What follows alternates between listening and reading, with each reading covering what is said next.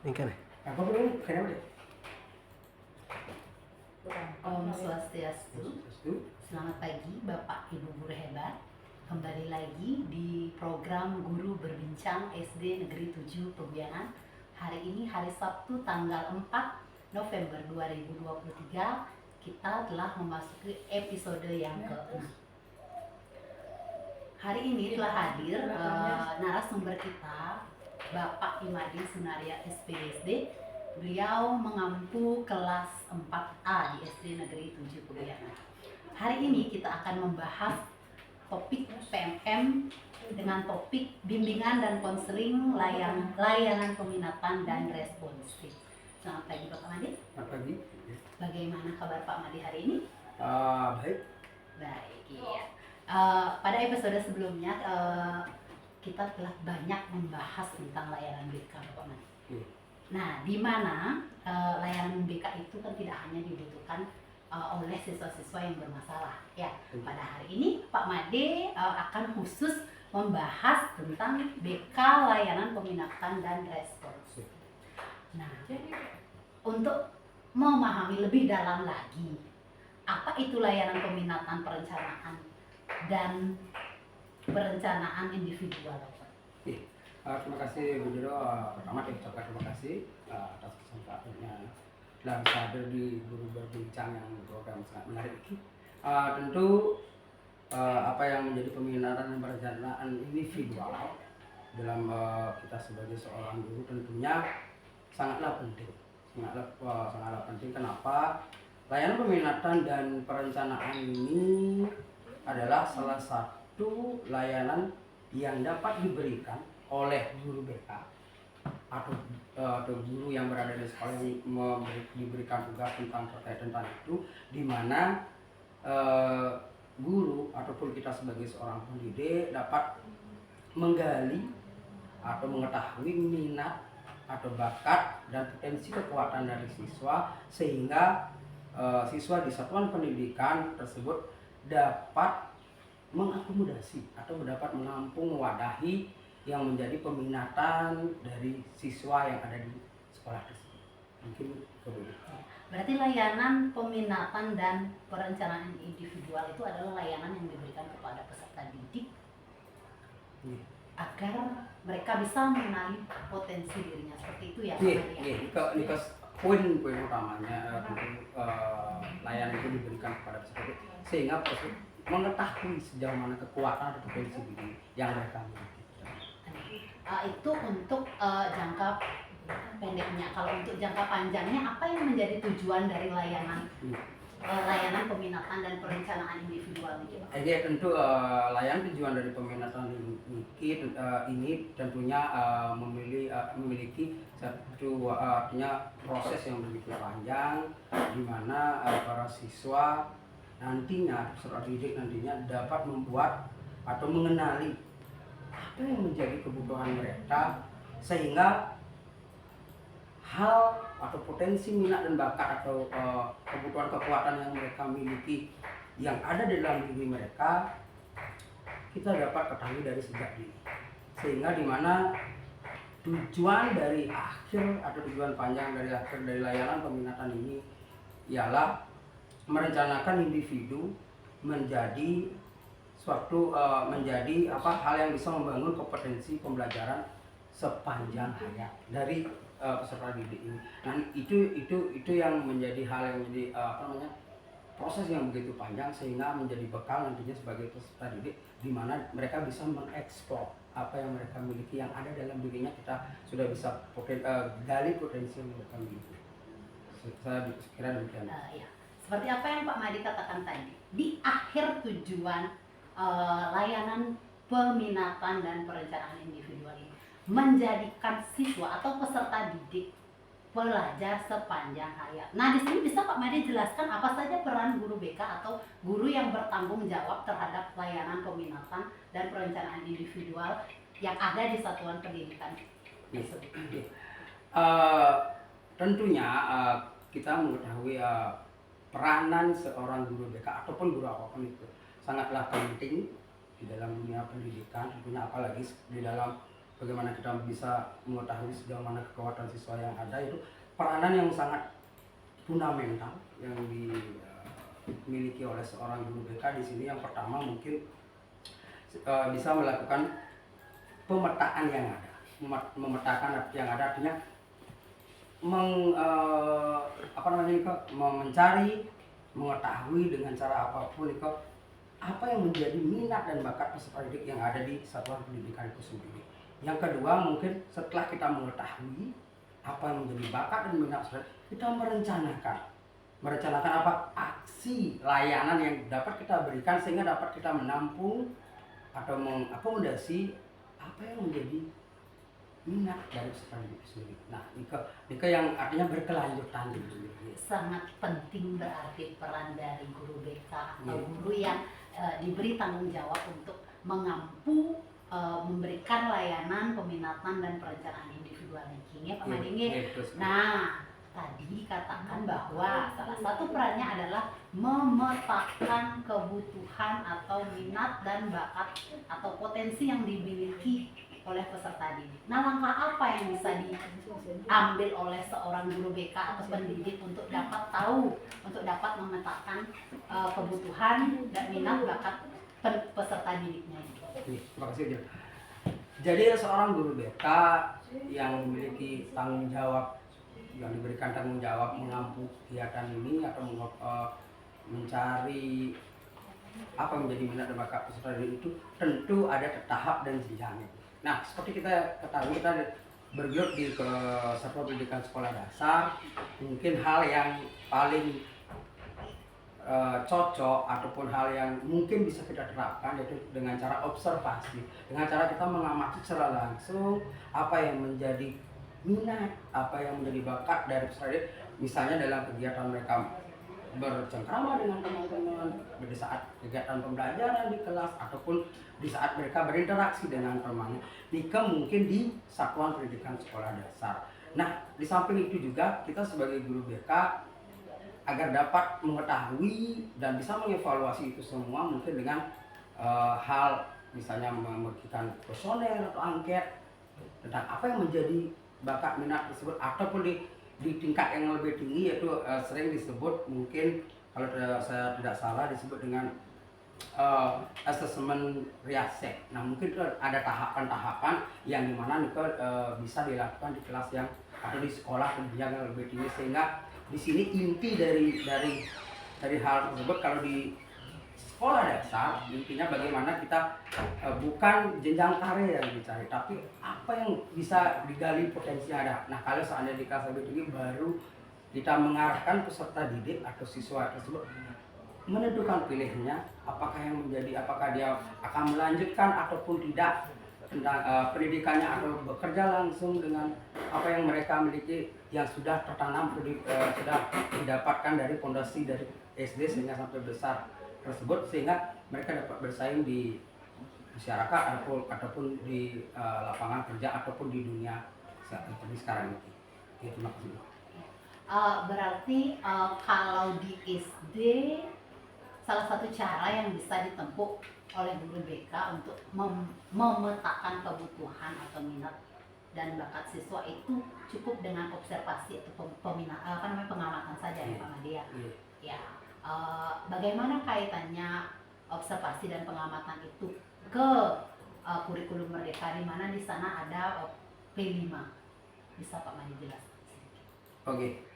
Kaitan terkait dengan apa yang disampaikan, tentu relevansi apa yang menjadi hal bimbingan konseling atau pembinaan dengan P5 yang ada di sekolah itu sangat terkait. Kenapa terkait? Artinya di sana di pembelajaran tersebut kita bisa menyisipkan, artinya kita bisa langsung menyisipkan atau dapat melihat secara langsung apa yang menjadi potensi yang dimiliki siswa tersebut, sehingga di dalam kegiatan proyek P5 tersebut kita bisa menentukan hal apa yang bisa kita berikan kepada siswa sehingga dapat mengakomodasi segala apa yang menjadi bakat dan minat. Mungkin gini. Tadi kan dikatakan agar bisa mengakomodir semua bakat dan minat. Nah, sekarang yang ada satu pertanyaan, apakah mungkin Pak Madi layanan peminatan itu diberikan secara menyeluruh kepada semua siswa atau bisa mewadahi semua kebutuhan siswa, minat dan bakat siswa yang sangat beragam itu? Nah, bagaimana menyikapi itu? Jadi tentunya dari artinya banyak siswa yang ada di satu satuan pendidikan, tentunya sudah pasti sudah barang tentu kita sebagai sekolah atau satuan pendidikan tidak bisa mengakomodasi tersebut.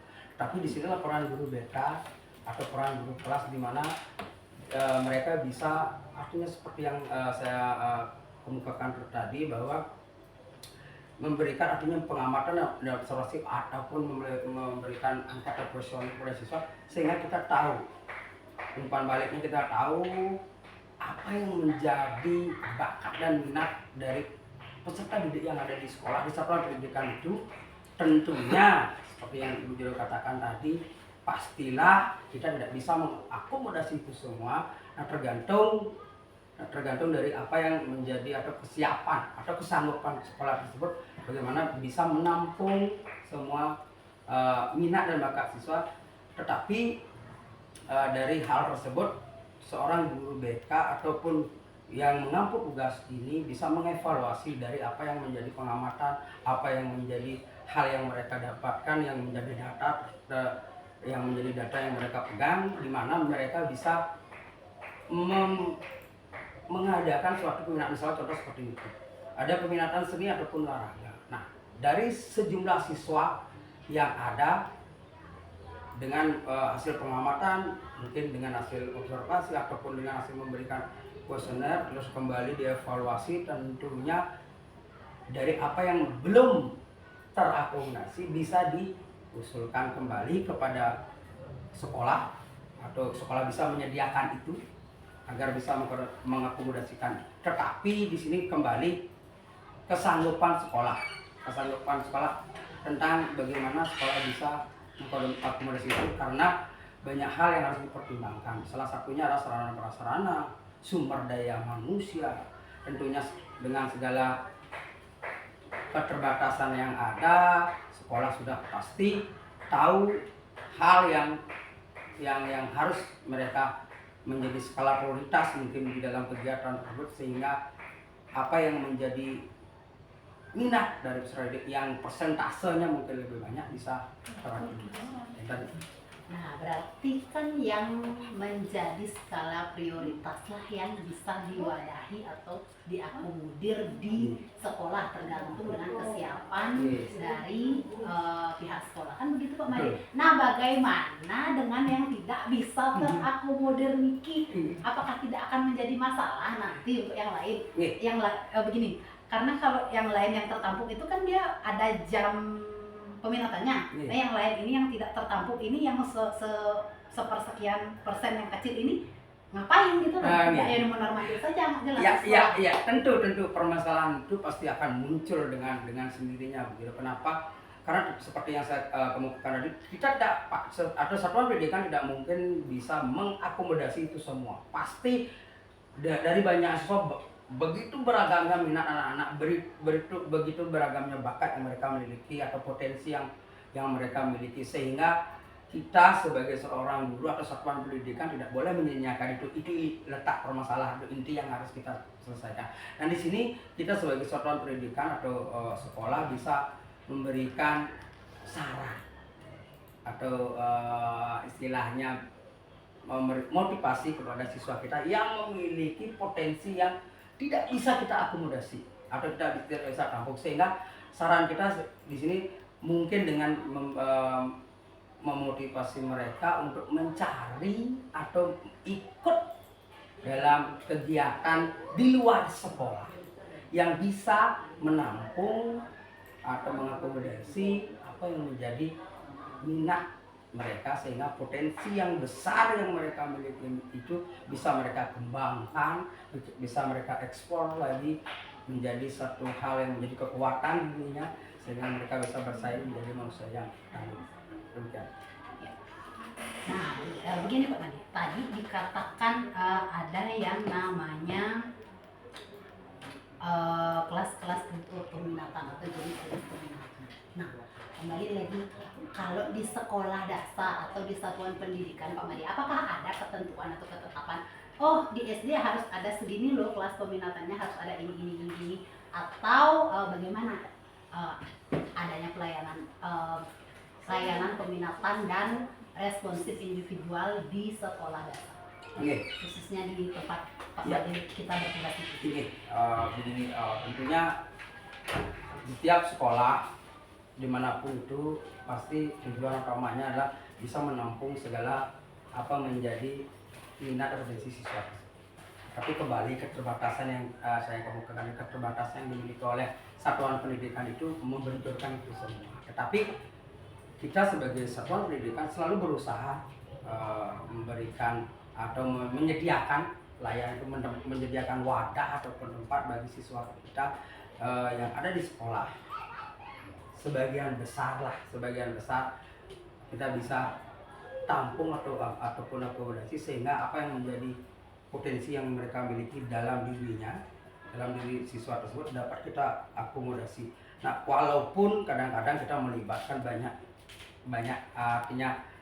banyak hal di sini, banyak dari relasi, banyak dari orang tua siswa, juga mungkin dari perwakilan orang tua siswa, sehingga apa yang menjadi program itu sendiri sejauh ini di sekolah kami di sekolah kita di sini, hal peminatan itu sudah berjalan yang sangat baik setahun berlalu ini, karena dapat dilihat dari banyaknya jenis peminatan yang ada, sehingga mungkin kedepannya bagi sekolah kami ataupun sekolah yang lainnya, kalau seandainya diambil, kalau seandainya kita bisa mengakomodasi itu kembali terbentur dari kembali lagi ke kesiapan sekolahnya. Ya betul, baik itu dari segi sarana dan prasarana, baik itu dari sumber daya manusianya dan yang lainnya, sehingga hal tersebut sangat berkaitan. Kalau salah satu sisi atau salah satu hal atau faktor yang bisa bisa mengeksplor itu semua kita tidak bisa penuhi, saya rasa hal itu percuma juga, sehingga kita pihak sekolah sangat berusaha dengan keterbatasan yang ada, bagaimanapun caranya kita dapat menggali potensi yang ada di sekolah kita, sehingga sekolah kita menjadi sekolah yang unggul nantinya. Ya, sehingga sekolah kita nantinya akan bisa mencapai apa yang menjadi visi dan misinya. Ya, Pak Madi ya. Nah, bisa Pak Madi paparkan lebih jelas lagi contoh layanan peminatan yang terdapat di sekolah dasar, layanan peminatan dan responsif individual. Mungkin yang ambil contoh secara langsung, ambil contoh di sekolah kita kan, contoh-contoh kelas peminatan ataupun apa yang responsif yang ada di sekolah kita, khususnya di SD Negeri 7 Pemuyangan, yang diketahui bersama. Mungkin di sini ada, kita kotakan dulu atau kita pecah dulu atau kita bagi menjadi beberapa kategori. Mungkin ada bidang seni, ada bidang olahraga sudah berlangsung dan yang lainnya. Nah, di sini kurang lebih sudah berlangsung dari sebelumnya sudah berlangsung kurang lebih ada sekitar 10 atau 12 peminatan yang ada. Tentunya dari hal yang sudah disediakan atau sekolah sudah mewadahi itu, mudah-mudahan para siswa kita khususnya di SD Pemuyangan dapat menyalurkan atau mengeksplorasi apa yang menjadi minat mereka. Mudah-mudahan apa yang kita sudah adakan menjadi tempat yang cocok atau pas untuk mereka untuk mengekspor apa yang mereka miliki, sehingga kedepannya mungkin dapat dapat menumbuhkan apa yang menjadi kekuatan mereka. Nah, mungkin di kemudian hari nanti dengan pertimbangan ataupun evaluasi yang ada, mungkin kita lebih banyak dapat memberikan masukan atau membuatkan wadah kepada mereka, sehingga para siswa kita nantinya dapat mengekspor segala kekuatan yang beragam ini, sehingga menjadi satu hal yang unggul tentunya untuk sekolah kita dan menjadi satu bekal bagi para siswa kami. Jadi kan Berarti di sini kan pendidik memberikan ruang eksplorasi berbagai bidang pekerjaan ya yang dekat dengan lingkungan siswanya atau peserta didiknya untuk dia lebih mengenali, lebih mengetahui lagi potensi apa yang terdapat pada dirinya sendiri, minat apa, bakat apa yang nanti pada saat dia dewasa akan bisa mungkin akan bisa menjadi profesinya, kan begitu ya Pak Made. Nah lanjut, kapan kira-kira waktu yang tepat untuk peserta didik itu mengenali potensinya? Ada nggak rentang waktunya? Oh, pada usia dia begini atau seperti apa? Oh, kapan waktu yang tepat, yang seperti yang Bu Guru lakukan barusan, tentang kebutuhan peserta didik mengenali minat dan bakat dan kemampuan yang mereka miliki di berbagai bidang menjadi bagian yang paling penting untuk mereka dapat mengenali apa yang mereka miliki, sehingga di sini peminatan itu bertujuan untuk peserta didik dalam menentukan pilihan mereka. Nah, artinya ini tidak bisa kita tidak bisa kita putuskan atau tidak bisa kita mengkotak-kotakan mereka dalam waktu yang rentan yang pendek. Tentu dalam proses yang begitu panjang, sehingga seperti yang saya sampaikan di awal tadi bahwa kelas peminatan yang kita berikan di sekolah dasar dengan di tingkat yang lebih tinggi itu tentu memiliki tujuan yang berbeda begitu. Nah, tujuan yang berbeda seperti yang saya kemukakan tadi bahwa kalau di sini kita menggali potensi yang ada, kalau di sana mungkin sudah lebih ke jenjang karir. Yang karir seperti yang Bu Jero bilang tadi, mungkin kenapa kalau di SD dengan cara kita memberikan atau menyediakan wadah, mungkin di kelas yang atau di jenjang yang lebih tinggi kita bisa menghadirkan narasumber mungkin dari berbagai instansi ataupun mungkin dari lingkungan terdekat mereka, mungkin dari orang tua mereka yang memiliki profesi yang berbeda, sehingga para siswa lebih bisa dekat, lebih bisa tahu secara konkret tentang apa sih pilihan saya ke depan, seperti apa sih saya harus bersikap sehingga saya bisa bersaing, sehingga saya bisa istilahnya bersaing seperti yang saya bilang tadi, terus kemudian bisa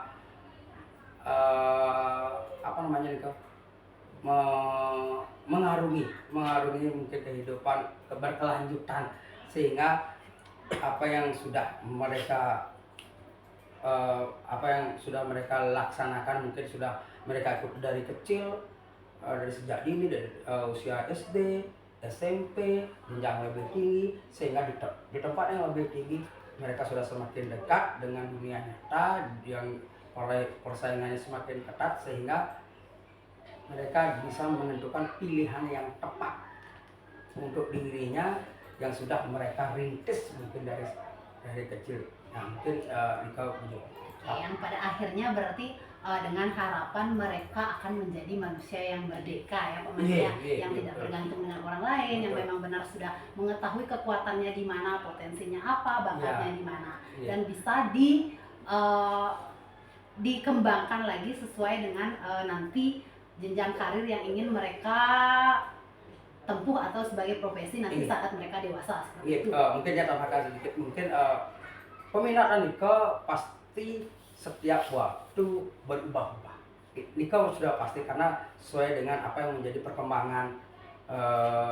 perkembangan dari si anak tersebut, kebutuhan siswa, sehingga di SD atau di tingkat yang paling bawah kita tidak bisa mengejar atau tidak bisa memberikan wadah atau tentang jenjang karirnya, sehingga di tingkat yang lebih tinggi, di jenjang yang lebih tinggi baru kita bisa menentukan atau mengarahkan siswa, oh ini loh pilihan saya, oh ini loh yang menjadi pegangan hidup saya, oh ini loh hal yang bisa saya kalau saya ibaratkan ini berperang, ini loh senjata saya untuk saya bisa berperang di dunia nyata. Mungkin itu yang bisa kita tambahkan. Berarti kan layanan peminatan dan responsif individual niki wadahnya bisa berubah-ubah atau berganti-ganti di setiap tahunnya ya Pak Made.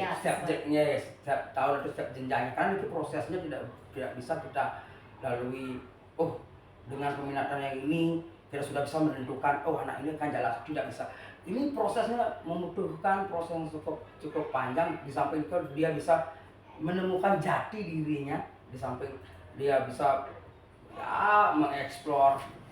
Nanti pada saat di titik tertentu mereka sudah bisa seperti yang saya katakan menentukan pilihan.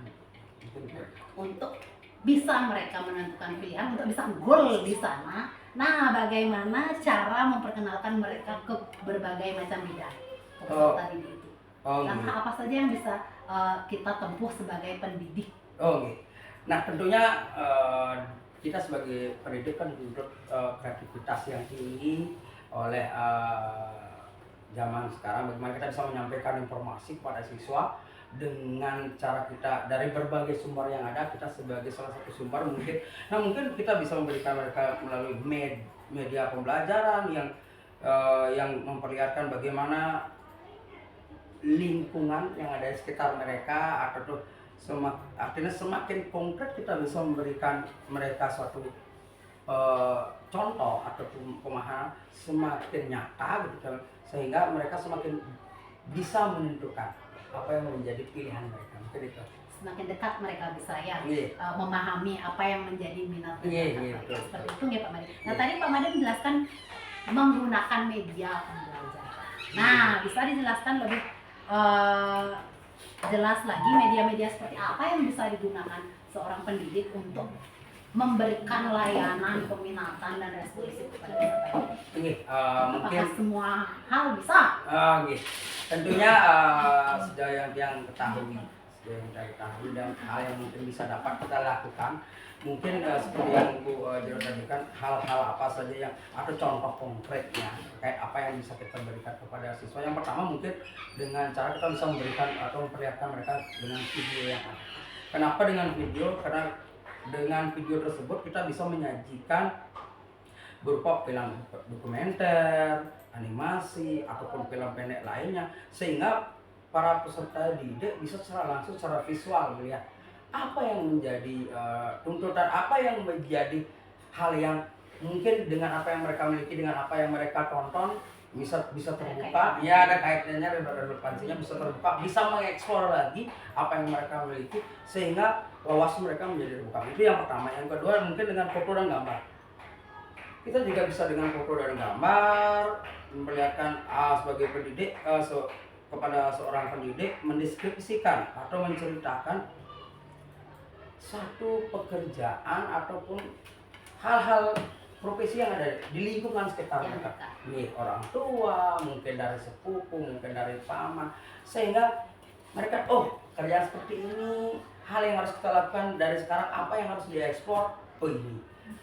Menjadi seorang guru, apa yang harus dilakukan, menjadi seorang polisi atau yang lain sebagainya abdi negara, atau di luar itu pun juga mereka sudah tahu. Jadi mereka sudah tahu pijakannya, mereka sudah tahu landasannya, apa yang harus mereka lakukan, sehingga mereka seperti yang Bu Jero bilang bisa goal nantinya, apa yang menjadi keinginan. Ini yang kedua. Yang ketiga dengan buku.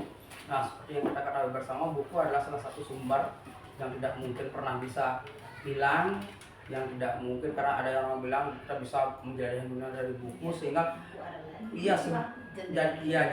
sehingga para siswa atau peserta didik bisa lebih banyak mendapatkan referensi apa yang tentunya menjadi pilihan mereka. Terus yang terakhir mungkin dengan memanfaatkan barang-barang yang berhubungan secara langsung.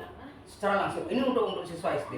Mungkin langsung, contohnya minat dan bakat seorang misalnya bermusik, dia bisa dengan pianika, mungkin dengan gitar atau yang lainnya. Dia bersentuhan secara langsung sehingga merasakan ternyata di sini loh bakat saya, ternyata di sini loh minat saya, sehingga menjadi kekuatan saya nantinya. Mungkin itu. Berarti dapat dilakukan dengan beberapa cara ya Pak Made.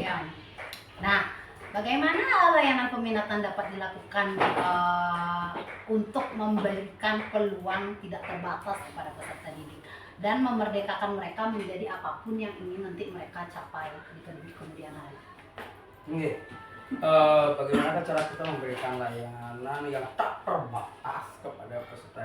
Nah, di sini yang tidak kalah penting yang mungkin dapat saya sampaikan adalah prakteknya dalam memberikan layanan tersebut.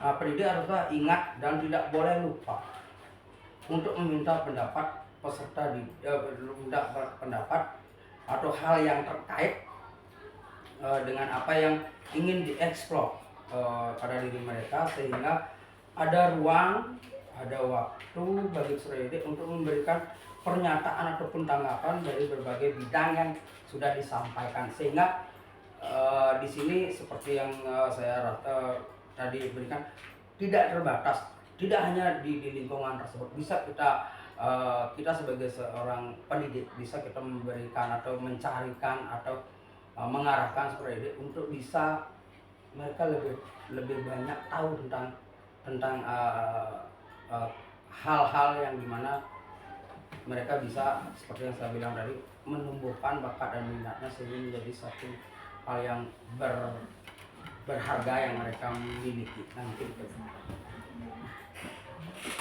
Terkait dengan bagaimana cara mereka tahu kebutuhan, minat, dan potensi yang mereka miliki. Ada peran besar yang dimiliki oleh guru BK atau guru yang bertanggung jawab atas layanan tersebut. Karena Pak Madi, nah langkah apa yang bisa dilakukan guru BK itu untuk memetakan secara tepat apa sih kebutuhan, minat, dan bakat siswanya? Di awal kita sudah banyak membahas tentang itu. Peran guru BK sangatlah penting di dalam menentukan atau menetapkan atau menentukan apa yang menjadi kebutuhan peserta didik itu sendiri. Nah, mungkin di sini saya bisa sampaikan dua hal. Yang pertama, menentukan aspek yang ingin diketahui.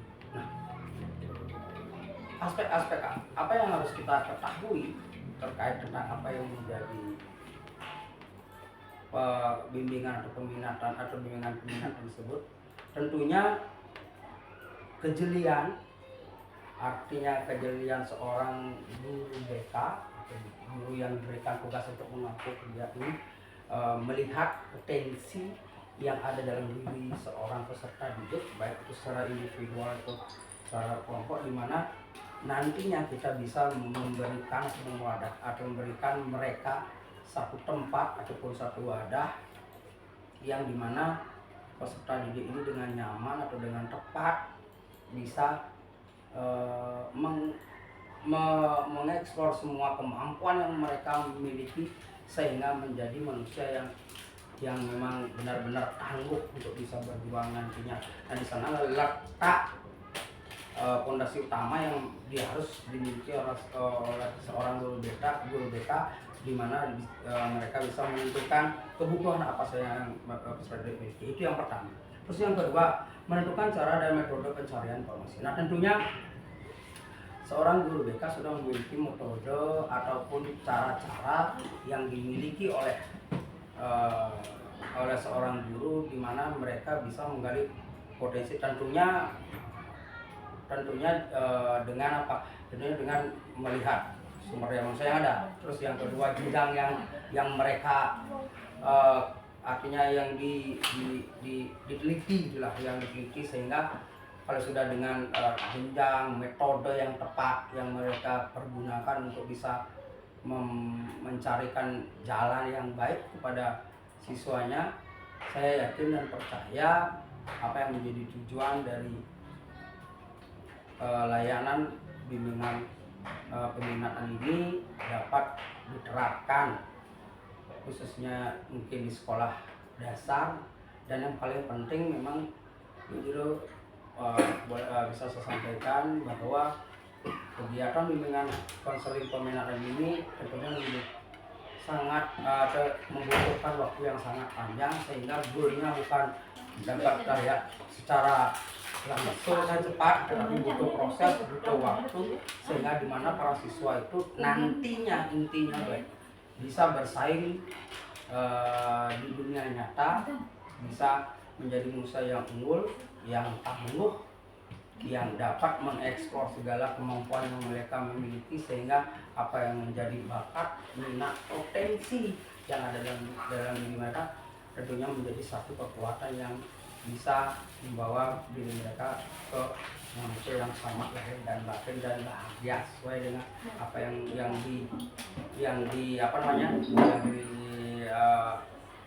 didengungkan ya.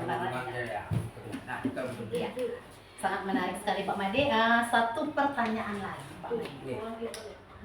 Nah, tadi kita bahas tujuan akhir dari layanan peminatan dan perencanaan individual ini adalah supaya peserta didik itu menjadi pelajar sepanjang hayat dan bisa memerdekakan dirinya sendiri, tidak bergantung kepada orang lain.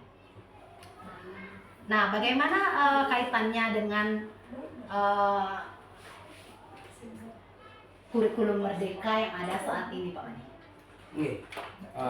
Seperti yang kita ketahui, kita sekarang ini kita sudah digalakkan menggunakan kurikulum merdeka, di mana kurikulum merdeka ini pada intinya memberikan kebebasan kepada siswa untuk mereka bisa baik itu belajar, baik itu menemukan potensi dirinya, baik itu menemukan bakat dan minatnya, sehingga hal ini, bimbingan ini, relevansinya dengan kurikulum merdeka kemungkinan besar sangatlah erat, di mana tujuan ataupun hal yang ingin dicapai dari apa yang ada di kurikulum mereka, salah satu indikatornya yang dapat artinya mencapai itu semua tentunya dengan bimbingan konseling peminatan ini, sehingga apa yang menjadi tujuan di kurikulum merdeka itu dapat tercapai dari apa yang dari kegiatan atau bimbingan konseling peminatan ini, sehingga siswa atau peserta didik atau pendidik bisa memberikan pembelajaran, metode apapun itu yang ada di kurikulum mereka secara tepat sasaran, tidak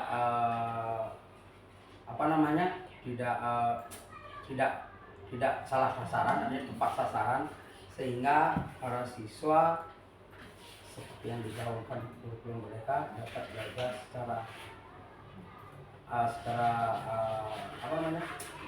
secara mandiri dengan bebas, merdeka dengan apa yang mereka atau kemampuan mereka miliki. Oke, baik. Terima kasih Pak Made atas waktunya. Demikian tadi perbincangan kita hari ini mengenai topik layanan peminatan dan responsif individual. Dari diskusi tadi atau perbincangan tadi dapat Tiang simpulkan beberapa hal. Yang pertama, layanan peminatan dan responsif individual itu adalah layanan yang diberikan kepada setiap siswa yang ada di setiap satuan pendidikan, di mana tujuannya adalah untuk agar siswanya bisa atau mampu mengenali potensi, kebutuhan, minat, dan bakat yang ada pada dirinya sejak dini. Dan yang menjadi tujuan akhirnya adalah mereka nanti dapat menjadi manusia yang merdeka, tidak bergantung kepada orang lain, dan bisa mandiri atau berdikari seperti itu.